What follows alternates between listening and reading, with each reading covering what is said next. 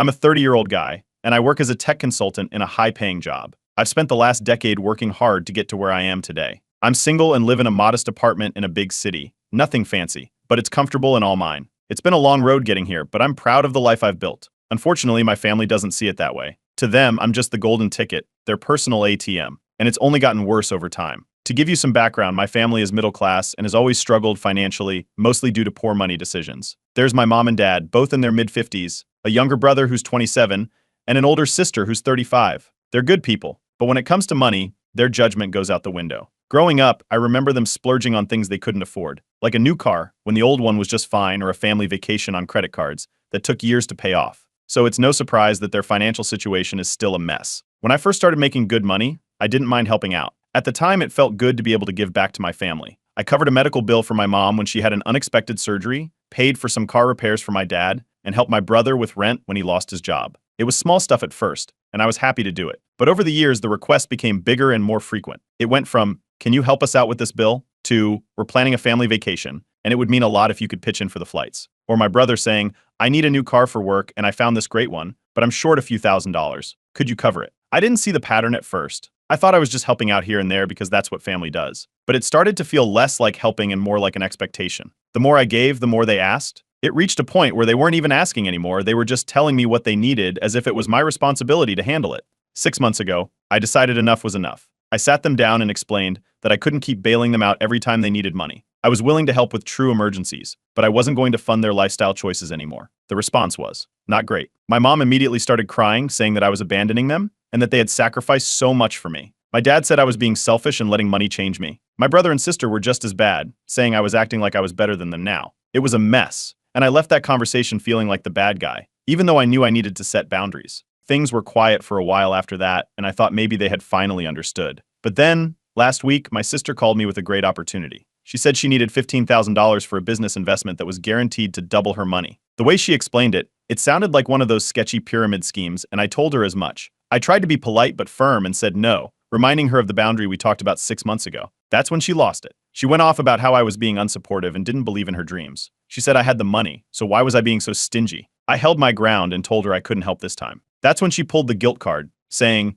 "After everything I've done for you growing up, this is how you repay me?" I couldn't believe it. What had she done for me? I've been financially independent since I was 18. If anything, I've been supporting her, not the other way around. A few days later, I got invited to a family dinner at my parents' place. I didn't want to go, but I figured it was better to face it head on rather than let this fester. As soon as I walked in, I could feel the tension in the room. My sister was giving me the cold shoulder, my brother was avoiding eye contact, and my parents had that look, the one they get when they're about to lay into me. We hadn't even finished the appetizers before my dad brought it up. He asked why I had refused to help my sister with her investment opportunity. I calmly explained that I couldn't keep giving out money, and that this didn't seem like a sound business idea anyway. That's when all hell broke loose. My mom accused me of turning my back on the family, saying I'd forgotten where I came from now that I was making good money. My dad jumped in, saying it was my duty to help out since they supported me when I was younger. My brother piped up, calling me a rich snob and saying I was acting like I was too good for them. It was a full-on attack, and no matter how much I tried to explain my side, they wouldn't listen. My mom started crying, bringing up all the sacrifices she made for me when I was a kid. She kept saying, "How could you do this to us? We're your family." It was like they had rehearsed it, and I was the villain of their script.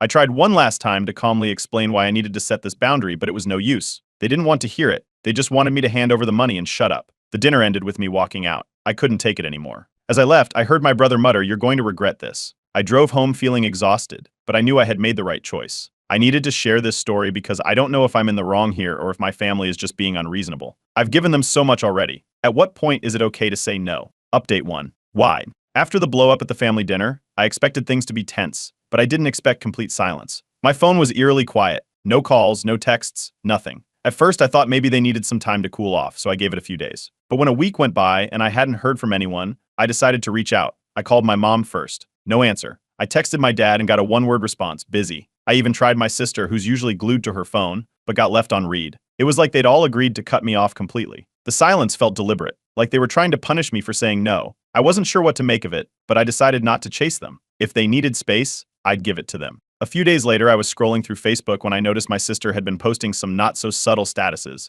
Stuff like, "Funny how some people forget where they came from as soon as they get a little money and family should come first, but some people only care about their bank account." I knew they were aimed at me, and I wasn't surprised to see mutual friends and extended family members liking and commenting things like, "So true," and "You deserve better." It was clear she was trying to paint me as the villain. The next day, I got a long, emotional text from my mom. She said they had to pawn a few family heirlooms because they were struggling so much financially. She mentioned my great-grandmother's necklace and a watch that belonged to my grandfather, making it sound like they'd been forced into it because I refused to help.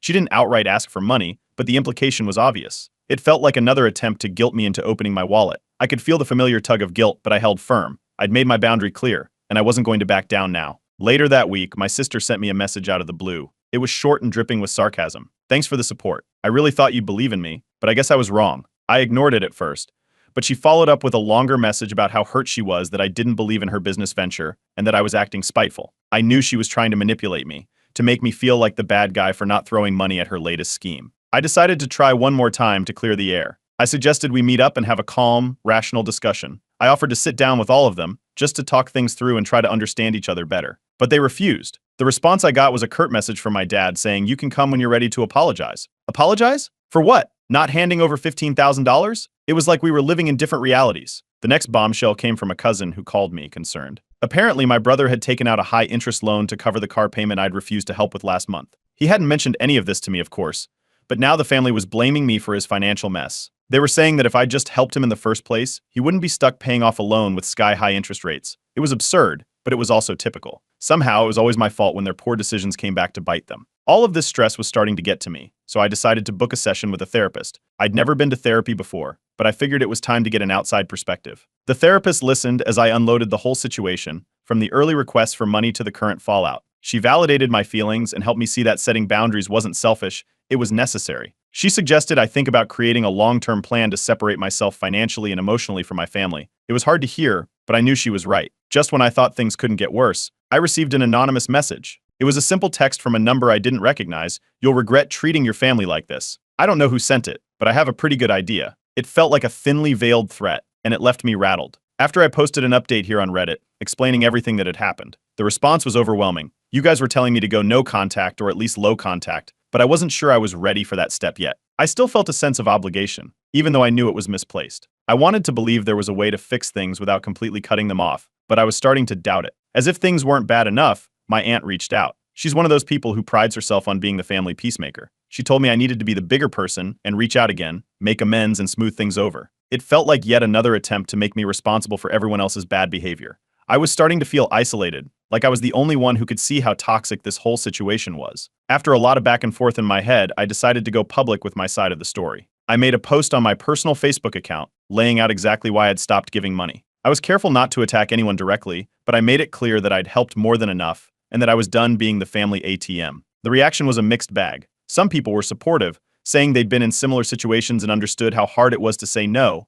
Others criticized me for airing family business online, saying I should have kept it private. But I don't regret it. For the first time, I felt like I was finally standing up for myself, and it felt like a step in the right direction. Now I'm just waiting to see what the fallout will be. If the past few weeks are any indication, it's not going to be pretty. Update 2. My Facebook post set off a chain reaction I didn't fully anticipate. Within hours, the family group chat exploded. I wasn't even part of it anymore, but a cousin sent me screenshots. My parents were furious, accusing me of betrayal and saying I'd crossed a line by airing our private issues publicly. It wasn't long before I noticed that I'd been blocked by both of them. I didn't even get a direct message, just silence and a social media block. Classic. Then, the real onslaught began. My phone buzzed nonstop with messages from cousins, aunts, and even a few distant relatives I barely talked to. They were angry, calling me selfish and ungrateful. A few went as far as to say I'd humiliated the family. It was clear the smear campaign had gone beyond immediate family. Now, it was spreading to anyone who would listen. I got texts like, "How could you turn your back on your own blood? And you've changed since you got rich." It was ridiculous, but also exhausting. At that point, I realized I needed to defend myself properly. I went back through my bank records, texts, and emails. It took hours, but I compiled a detailed list of every dollar I'd given to my family over the years. Medical bills for my mom, car repairs for my dad, rent for my brother, and countless smaller emergencies. By the end of it, the total was over $100,000. I had receipts for everything, bank transfers, payment confirmations, and even some old messages thanking me for the help. I decided I wasn't going to let them paint me as the bad guy without showing the full picture. I sent the list directly to my sister. It was a simple message, this is why I said no. I didn't add anything else. She read it almost immediately but didn't respond. For once, she was silent. I waited, half expecting some sort of apology, or at least a response, but there was nothing. It felt like she'd finally run out of things to say. Later that day, I got a call from a family friend I hadn't spoken to in years. She told me she'd seen the drama unfold online and wanted to check in. Surprisingly, she wasn't calling to berate me. Instead, she shared her own story about dealing with manipulative family members who'd leeched off her for years. She said she'd eventually had to cut them off too, and it was the hardest thing she'd ever done, but it was also necessary. Her support meant a lot, and it was a small relief to know I wasn't completely alone in this. That night, there was a loud knock at my door. It was my brother. He looked angry, angrier than I'd ever seen him. Without any pleasantries, he started ranting about how I'd ruined the family's reputation, and that I needed to take down my post immediately. He was yelling, pacing back and forth in the hallway, and it was clear he wasn't here for a calm conversation. He lunged forward like he was about to start a fight, so I stepped back and told him he needed to leave. He didn't listen, and the situation escalated quickly. I had no choice but to call the police. They arrived and told my brother to leave, warning him that if he came back, he could be arrested. It was surreal, watching this unfold in front of my apartment. It felt like we'd hit a new low point. I never thought I'd have to call the police on my own brother, but here we were. The next morning, I called a lawyer. I needed to know my options if the harassment didn't stop. The lawyer explained that I could file a restraining order if things escalated further, but suggested trying a cease and desist letter first. I decided to hold off for now, but it was good to know I had options if it came to that. A few days later, I received a letter in the mail. There was no return address, but the handwriting looked familiar. Inside was a single piece of paper with a typed message: "You'll regret making enemies out of family." It didn't say who it was from, but I could guess. It felt like another threat, another attempt to scare me into submission. I posted an update here on Reddit about everything that had happened since my last post. The response was huge. The thread blew up, with you guys sharing their own experiences of family entitlement and toxic dynamics. I wasn't expecting so many replies, but it was strangely comforting to see I wasn't the only one dealing with this kind of situation. Not long after, I found out from a friend that my family had a gathering without me. It was the first time I hadn't been invited to a major family event. They'd even posted photos online, tagging everyone except me. It was a slap in the face, a clear sign that they were cutting me out as punishment. I wasn't sure how to feel about it. Part of me was relieved, but it also hurt more than I expected. I brought it up in my next therapy session. The therapist listened and then asked me a question that stuck with me. Do you think this is the first real step towards independence? It was a painful question, but it made sense. Maybe this was the break I needed, the push to finally separate myself from all the chaos. I've made a decision. I'm going to start the process of going no contact. It's not what I wanted, but I don't see another option. The manipulation, the threats, the constant pressure, it's too much. I'm starting to realize that the only way I'm going to find peace is if I distance myself completely, even if it hurts. I'm not sure what's going to happen next, but I know one thing: I'm done playing their games. It's time to put myself first, even if that means walking away. Update 3. After the last chaotic encounter, I knew I couldn't keep living like this. I officially decided to go no contact with my immediate family. I blocked them all on social media, changed my phone number, and shared the new number with only a few trusted friends and my lawyer. It wasn't an easy decision, but I had to protect myself from the constant manipulation. For the first time, I felt a glimmer of hope that maybe this nightmare would finally end. But within days, the calls started. Unknown numbers, one after another. At first, I ignored them, thinking they were just spam. But then one day, I picked up out of curiosity, and it was my aunt, the peacemaker of the family. She launched into a frantic rant, demanding I stop this nonsense and go back to the way things were. She told me to apologize, that my parents were heartbroken and didn't deserve this treatment. I hung up without saying a word. Blocking her number was easy, but it left me shaking my head at how quickly they'd found a way around the block. Then the letters started arriving at my apartment. The first one was from my mom, full of emotional guilt tripping. She wrote things like, "How could you abandon your own mother? And we've done everything for you, and this is how you repay us." It was almost laughable if it weren't so sad. Another letter came from my dad, more aggressive in tone, demanding that I be a man and take responsibility for the family. But the real kicker was the letter from my brother. It wasn't a plea or an attack, it was an invoice. He'd actually typed up a bill for emotional damages, listing out every time he believed I'd wronged him financially. It was absurd, like something out of a bad movie. I realized then that this wasn't going to stop on its own. I met with my lawyer again to discuss next steps. They recommended sending a formal cease and desist letter to my family, warning them that any further contact could result in legal action. I was hesitant. It felt harsh, but the lawyer was clear. This might be the only way to get them to back off. So we sent the letters. A few days later, my mom showed up at my workplace. I work in a secured building, so she couldn't get past the lobby, but she made a scene anyway. She was crying, telling anyone who would listen that I'd been brainwashed against the family. The receptionist called me down, looking concerned. I could see my mom through the glass doors, pacing and wailing like she was on a stage. Security had to escort her out, and I was left to apologize to my coworkers, who were staring at me like I was a criminal. It was humiliating. I brought it up in therapy the next day. My therapist helped me process the embarrassment, reminding me that this was a sign of how desperate my family had become. They suggested that I start considering a restraining order, especially after the stunt my mom pulled at work. It wasn't what I wanted to hear, but I knew it was the truth. This wasn't normal behavior, and it wasn't going to end unless I took stronger action. In the middle of all this, I found out from a friend that the family was now divided. My parents and sister were still fully against me, but a few cousins and even an uncle had reached out to say they understood why I was doing this. They shared their own stories of being guilted and pressured into giving money they couldn't afford. It was bittersweet. I was glad to have some support, but it felt like proof of just how deep the dysfunction ran in our family. Around this time, an old high school friend reached out after seeing the drama unfold on social media. They told me they'd gone through something similar with their own family and had to cut ties for their own sanity. We ended up talking for hours, sharing stories and venting about the stress of dealing with manipulative relatives. It was a relief to know I wasn't the only one who'd had to make such a difficult choice. Meanwhile, word got back to me that my sister's business venture had flopped, exactly as I'd predicted. Instead of taking responsibility, she was blaming me, telling everyone that it was my fault for not investing and that I'd cursed her with bad luck. It was the same old story, nothing was ever her fault. I could only shake my head at the audacity. I decided it was time for a fresh start. I started looking into job transfers and checking out apartments in a new city, far away from all this chaos. The idea of starting over was terrifying, but it was the only way I could see to truly get away from the constant harassment. Just when I thought things might be calming down, my brother showed up one last time. He looked different this time, almost defeated. He admitted that he was in over his head with debts and that the family had pressured him into trying to get money from me. For a moment, it felt like we might actually have a real, honest conversation. But then he ruined it by asking for a small loan to cover his latest credit card bill. I refused. He left, looking angry and hurt, but I felt a strange sense of relief. It was clear now that I wasn't going to be their savior anymore. The final straw came a few days later when I received another anonymous message, this time from a family friend. "You're tearing this family apart. If you don't fix this, someone else will." It felt like a threat, and I knew I couldn't ignore it. I went back to the lawyer and officially filed restraining orders against my mother and brother. It was painful, but it was the only way to protect my peace and move forward. The drama isn't over yet, but I feel like I've taken the first real step toward freedom. Update 4.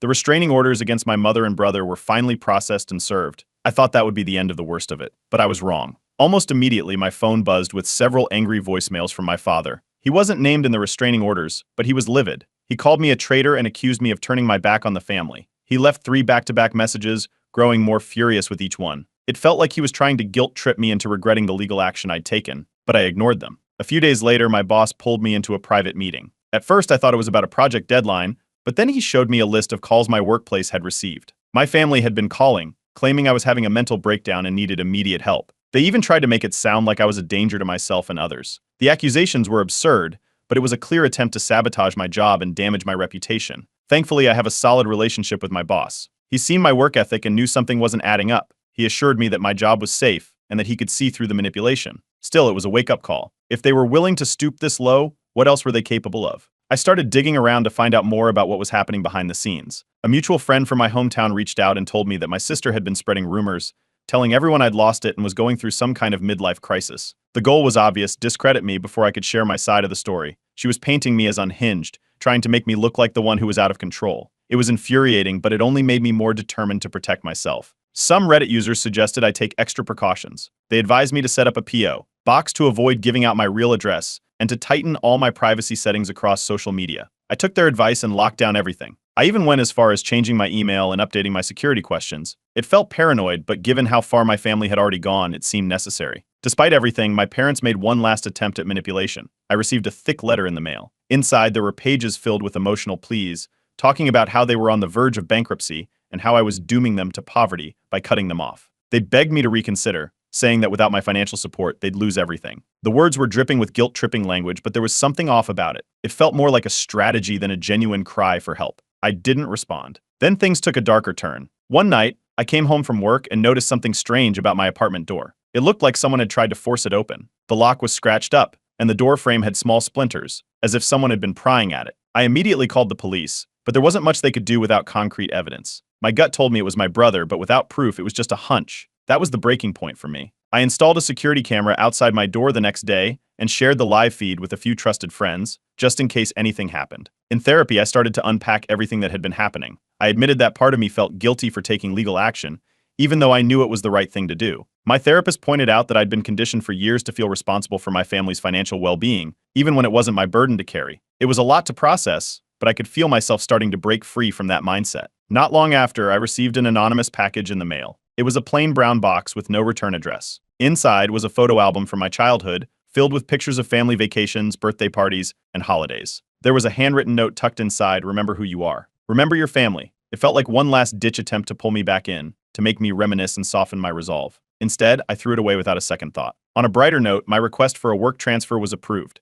I'd found a new apartment in a different city, far away from all the drama. I'd be moving within the month, and it felt like a fresh start was finally within reach. Just when I thought I was in the clear, my father called from an unknown number. He begged for a meeting before I left. Against my better judgment, I agreed, but only in a public place. We met at a small cafe, and he looked more worn out than I'd ever seen him. He started off by saying he never wanted things to get this far and blamed my mother and sister for escalating everything. For a moment, it felt like he might actually be sincere. But then he asked for money one last time, claiming that it would fix everything. I calmly told him no. I explained that this cycle of me bailing them out needed to end. He looked defeated but didn't argue. He just stood up and left without another word. Watching him walk away, I felt a strange sense of closure. It wasn't the ending I'd hoped for, but it was the ending I needed. Now, with the move just weeks away, I feel like I'm finally on the path to real freedom. It's been a painful journey, but I'm ready to leave this chapter behind and start fresh. Update 5. The move went smoother than I expected. I settled into my new city and quickly realized it was exactly what I needed. The fresh start felt like a weight lifted off my shoulders. My new apartment is smaller,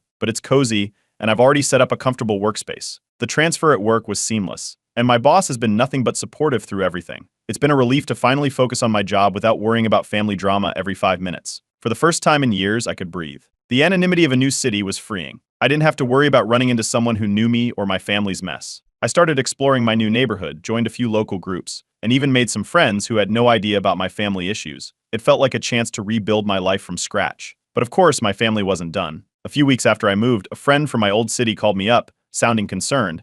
They'd heard from mutual contacts that my family was telling everyone I'd gone missing. Apparently, my parents had been spreading stories that I'd disappeared, suggesting I was having a breakdown and had cut off contact because I wasn't in my right mind. It was obvious what they were trying to do, make me look like the unstable one who abandoned them, rather than admit I'd made a choice to go no contact. The next twist came when a private investigator showed up at my door. At first, I had no idea who he was, but when he introduced himself, he said he'd been hired to check on my well-being. I instantly knew my mother was behind it. I showed him the restraining orders and explained the situation. He apologized profusely and said he hadn't known the full story. He dropped the case immediately, promising he wouldn't bother me again. It was almost satisfying, watching the PI realize he'd been roped into a wild goose chase by a manipulative client. Not long after that, my sister made her final, desperate move. She posted an open letter on Facebook, tagging as many family members and friends as she could. In it, she painted me as the villain, claiming I'd abandoned the family after all they'd done for me. She listed out all the supposed ways I'd hurt them, including things that were twisted half-truths or outright lies. It was a full-blown smear campaign, clearly intended to make me look like a monster to anyone who didn't know the full story. Instead of reacting emotionally, I decided it was time for my own masterstroke.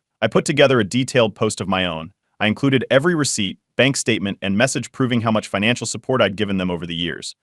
I laid out the timeline of events, from the escalating demands to the harassment that led me to file restraining orders. I didn't hold back, and I made sure everything was backed up with evidence. I posted it publicly, tagging only my sister and letting everyone else find it on their own. The response was explosive. My post went viral, not just among our mutual friends, but it started circulating among people who didn't even know us personally. The comments section filled up with support for me, and many people shared similar stories of family entitlement and manipulation. My sister's narrative was completely dismantled. By the end of the day, she'd deleted her open letter and then her entire Facebook account. It was a total backfire, and I couldn't help but feel a sense of vindication. The fallout was swift. Friends and extended family members who had sided with my parents started reaching out to apologize. I got messages from people saying they'd had no idea what was really going on and that they were sorry for believing the lies. It felt like a tidal wave of validation after months of being painted as the villain. Even a few relatives who had stayed silent through all of this reached out to say they supported my decision and understood why I'd gone no contact. With the family drama finally behind me, I've been able to focus on building a new life here.